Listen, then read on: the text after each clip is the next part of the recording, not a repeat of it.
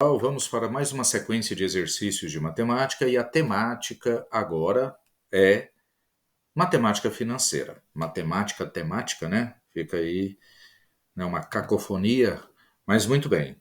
Então, hoje, falando sobre matemática financeira, aumento, desconto, percentual, juro simples, juro composto. Olha só o primeiro exercício. Ana, Beta e Cleo fizeram as seguintes afirmações a respeito de cálculos de porcentagem em que x e y são valores positivos. Quando você tiver dúvida, pense em valores, tudo bem? Ana afirmou x% de y é igual a y% de x. Essa é uma afirmação mais simples para a gente perceber, porque x% de y significa x% vezes y, que dará xy sobre 100. Y% de x é y%, y sobre 100, vezes x, que também será yx ou xy sobre 100. Então, a afirmação de Ana, facilmente a gente verifica. Já a afirmação de Beto, um desconto de x% sobre y, seguido de um acréscimo de x% sobre o valor após o desconto, sempre resulta em y. Essa é uma confusão que muita gente faz. Mas imagine só, se eu falar que o x é 20 e o y é 100. Se eu der um desconto, então desconto de 20% de 100, quer dizer que eu vou estar tirando 20 de 100, sobram 80. Acréscimo de x%. Então, eu vou dar um acréscimo de 20% sobre o valor após o desconto. Então, será 20% de 80.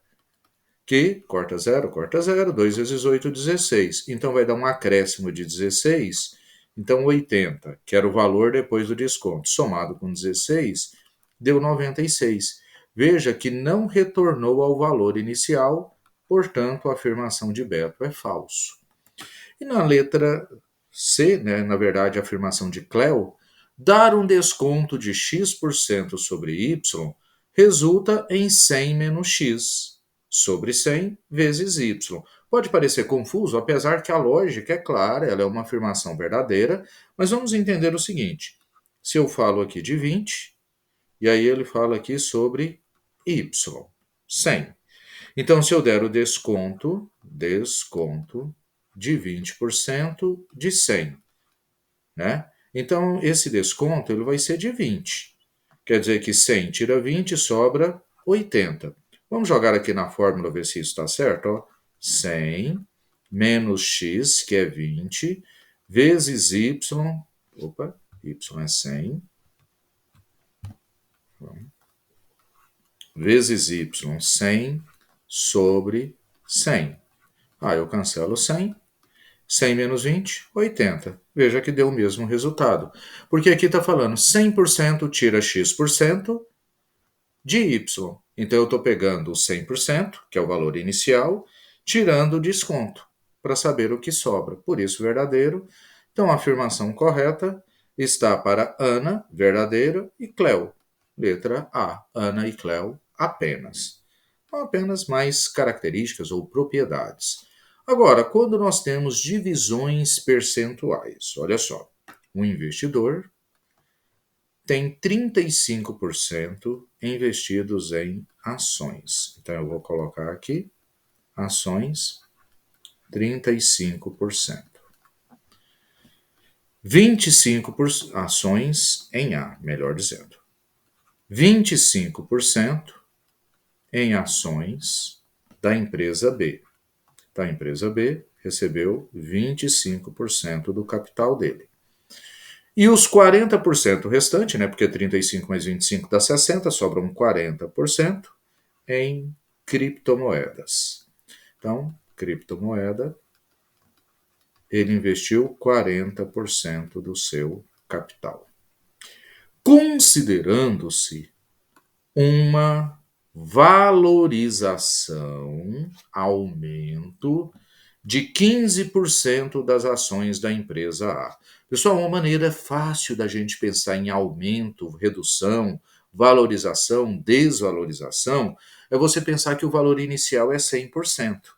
Então, se o valor inicial é 100% e valorizou 15%, então ele passou a ter 115% do que ele tinha inicialmente. Quer dizer, 115% dos 35.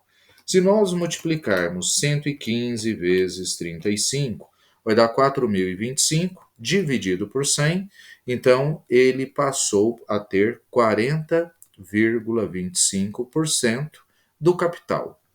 Já ações da empresa B sofreram uma desvalorização de 10%. Então, 100% tirando 10%, quer dizer que ele restou com 90% dos 25 que ele tinha investido. Então, se multiplicarmos 90 vezes 25, vai dar 2.250, dividido por 100, ele reduziu para 22,5% do capital que ele tinha. E as criptomoedas, né? Ele teve ações da empresa A e uma desvalorização de 10,5% da criptomoeda, também uma desvalorização. Ele tinha 100%, menos 5%, ele acabou ficando com 95% do que ele investiu nas criptomoedas, que foi 40%. Então, 95 vezes 40, 3.800 sobre 100, ele sobrou com 38%. Então, esses valores que nós calculamos aqui já é o valor final. Então, se eu penso 100% mais para valorização, 100% menos para desvalorização, eu já chego ao valor final. Então, no final, ele teve 40,25 somado com 22,5 somado com 38. Se nós fizermos essa soma, 40 vezes 25 mais 22,5, 62,75 mais 38, 100,75%. Então, veja que a variação dele foi de 0,75% para mais, porque foi acima de 100%. Então, o capital desse investidor aumentou 0,75%. Então, essa ideia de fator sempre nos ajuda a agilizar os nossos cálculos nos casos de aumento ou desconto. Na questão de número 3, uma pessoa comprou uma caixa com 25 bombons por R$ 5. Resolveu vendê-los de forma avulsa a um preço único. Não resistindo à tentação durante a venda, comeu 5. Então ele vendeu apenas 20. Porque era 25, ele vai vender 20. Obteve mesmo assim com a venda dos bombons resultantes um lucro de 20% sobre o valor pago. Então ele recebeu lucro, quer dizer que ele recebeu a mais. Vamos usar a ideia de fator? 100% mais 20%, então ele recebeu 120% do que ele tinha gastado, que era R$ 5. 120 vezes 5 vai dar 600, dividido por 100, então ele vendeu tudo por R$ 6. Ele vendeu 20 bombons por R$ 6. E o exercício quer saber qual o valor em real da venda de cada bombom. A partir daí, você pode fazer regra de 3, você pode simplesmente dividir, né? Porque ele recebeu R$ 6 pela venda de 20 bombons. Então, 6 dividido por 20, 0, acrescenta um 0, 60 por 20 dá 3. Mas como eu estou falando de dinheiro, eu tenho de ter duas casas decimais, né? Então não é 0,3, é 0,30. Por isso, ele vendeu cada bombom por 30 centavos de real. Simplesinho o exercício. De novo, a ideia de fator. Questão de número 4. Segundo dados do Instituto Trata Brasil, 83,3% dos brasileiros contam com água encanada. mas apenas 51,9% têm acesso a tratamento de esgoto. De acordo com as estimativas, em 2021, a população brasileira atingiu 213,3 milhões. Considerando que todos que têm acesso ao tratamento de esgoto também têm água encanada. Então, esse 51,9% está dentro dos 83,3%, certo? Porque todos que têm acesso a tratamento de esgoto têm água encanada. O número aproximado de brasileiros que têm acesso à água encanada, mas não têm ao tratamento de esgoto, ou seja, água encanada, 83,3%, mas não tem tratamento de esgoto.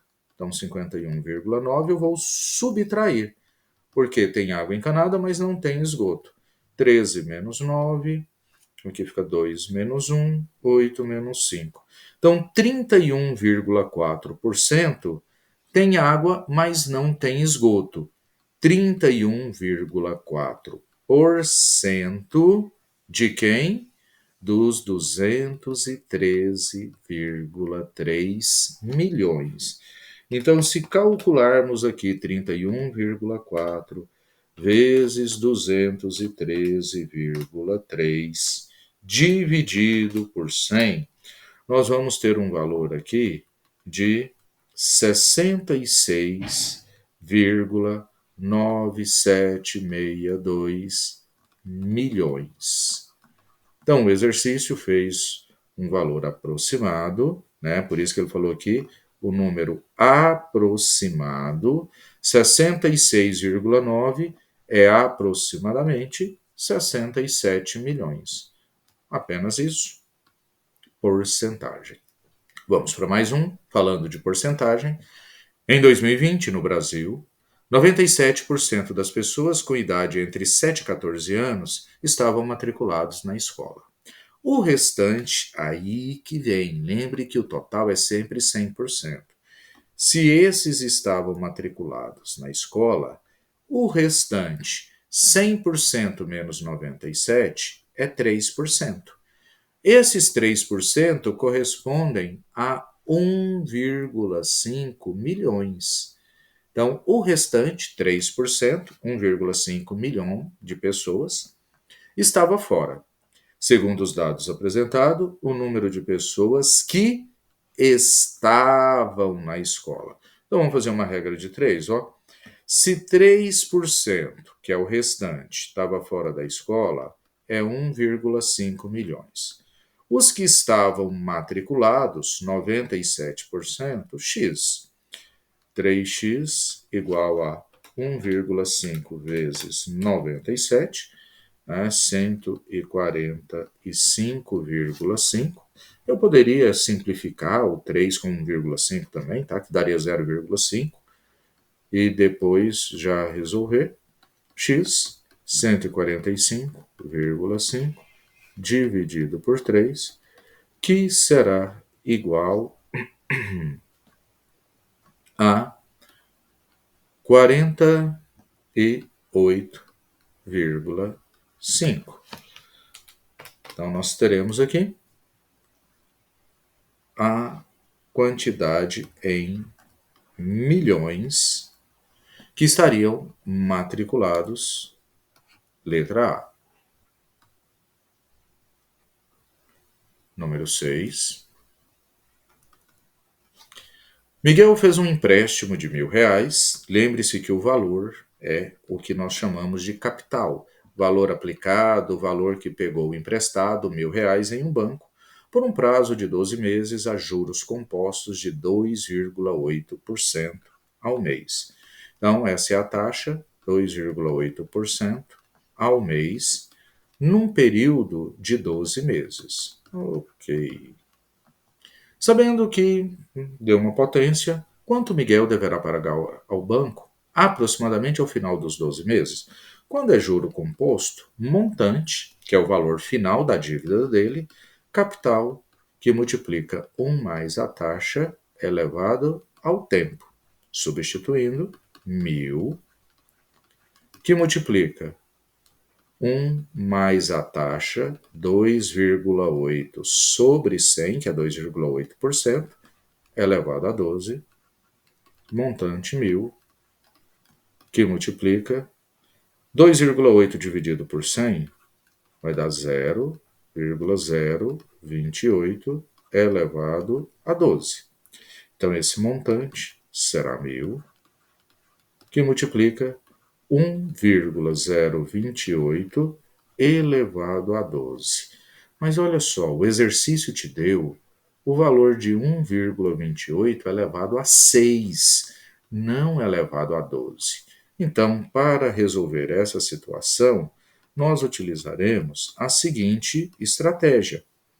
Elevar a 12, então podemos considerar que será 1.000 vezes 1,028 elevado a 6, vezes 1,028 elevado a 6. Lembre-se que se eu tiver multiplicação de potências de mesma base, eu somo os expoentes, e o 6 mais 6 dá 12. Porque agora eu tenho os valores correspondentes, ó, 1.000, que multiplica. Quanto que é 1,028 elevado a 6? 1,18. Então, 1.000 vezes 1,18 vezes 1,18 novamente. Com isso, multiplicando esses valores aí, né, nós teremos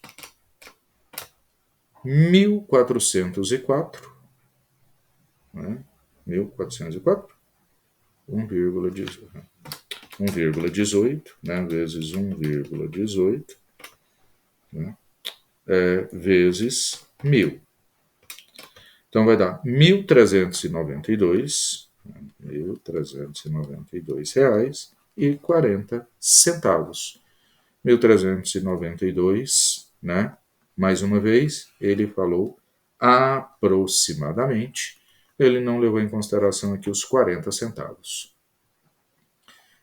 Muitas vezes, quando são potências muito elevadas, ou a gente vai usar logaritmo, ou o exercício vai dar o resultado de algumas potências. Número 7. Um banco que oferece investimentos a juros simples, em que o cliente aplica 10.000. Capital, valor, 10.000. Recebe montante, total final, R$ 15.040. Perceba que, nesse caso aqui, eu posso já calcular o juro. O que é o juro? É o que ele recebeu menos o que ele investiu. Então, ele recebeu 15.040 menos 1.000, ele recebeu 5.040 de juros. Veja que ele aplicou durante 6 anos. Então, tempo, 6 anos. E o exercício pede a taxa mensal. 6 anos vezes 12 meses, cada ano 6 meses, são 72 meses. Quando trabalhamos com juros simples, juro, capital, taxa, tempo. Então, o juro produzido, 5.040, é igual ao capital, 10.000, vezes a taxa que eu quero descobrir, vezes o tempo, 72. 5.040 será igual a 720.000 vezes a taxa. E aí nós temos que essa taxa será 5.040 dividido por 720.000. Quando nós dividirmos 5.040 por 720.000, obviamente nós vamos encontrar um valor decimal, 0,007. Infelizmente, questões que envolvem juros demanda muitos cálculos, tá? Só que essa taxa, ela está em taxa decimal.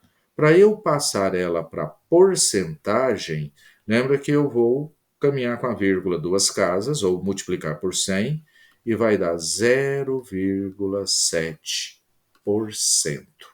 Então, por isso, o valor da taxa em porcentagem, que é o que foi apresentado aqui, 0,7%.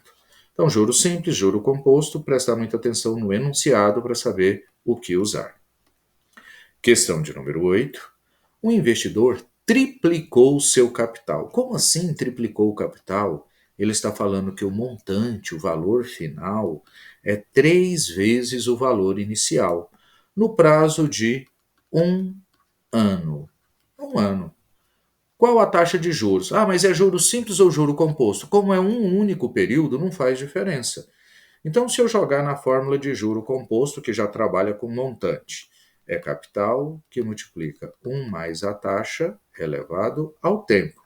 O montante, 3 vezes o capital, é o capital, que trabalha 1 mais a taxa elevado ao tempo, que é um ano. Como eu tenho capital aqui dos dois lados, posso simplificar, e nós teremos que 3 é igual a 1 mais i elevado ao tempo, daí 1 mais i. 3 menos 1 é igual a i. A taxa foi de 2. Só que 2, de novo, é uma taxa unitária que a gente fala. Então, se eu quero passar ela para porcentagem, vírgula, duas casas, ou multiplico por 100, dará 200% ao ano, que ele pediu exatamente taxa anual. Então foi uma taxa de 200%. Quando você acha a taxa, para passar para a porcentagem, multiplica por 100. Questão de número 9. Um capital C reais foi investido a juros compostos de 10% ao mês. Então a taxa 10% ao mês. E gerou em 3 meses, tempo, 3 meses, um montante de 53.240. Logo, o valor em reais do capital. Tá aqui uma resolução, né? Mas vamos fazer a nossa aqui, ó. Se é juros compostos, montante, capital, que multiplica 1 mais a taxa elevado ao tempo. O montante 53.240 é igual ao capital, que multiplica 1 mais a taxa, que é 10%, elevado a 3. 53.240 será o capital, que multiplica 10 sobre 100 dá 0,1, mais 1, 1,1 elevado a 3. 53.240 é o capital, que multiplica. Já temos aqui o resultado, né? 1,1 elevado a 3 é 1,331, que é 1,1 vezes 1,1 vezes 1,1. Então, 53.240 dividido por 1,331. Então, se nós temos 53.240 dividido por 1,331. Um capital de exatamente 40 mil reais. Que é o que o gabarito aqui, né, nos trouxe. Então, sempre atentos a juro composto ou juro simples. E para a gente concluir aqui, exercício de número 10. Duas lojas de roupa vendem calças jeans de mesma marca e modelo pelo mesmo preço, se pago à vista. Mais parcelado, a primeira cobra 60% de entrada e o restante para 30 dias com 10% de juro sobre o saldo remanescente. A segunda, 40% de entrada, o restante com 30 dias com 8% de juros sobre o saldo remanescente. O que eu tinha sugerido para vocês? Tem dúvida? Pense em valores. Suponha que a calça tenha um valor de 100 reais. Ok. Se ela vai pagar na primeira loja, né? Primeira loja.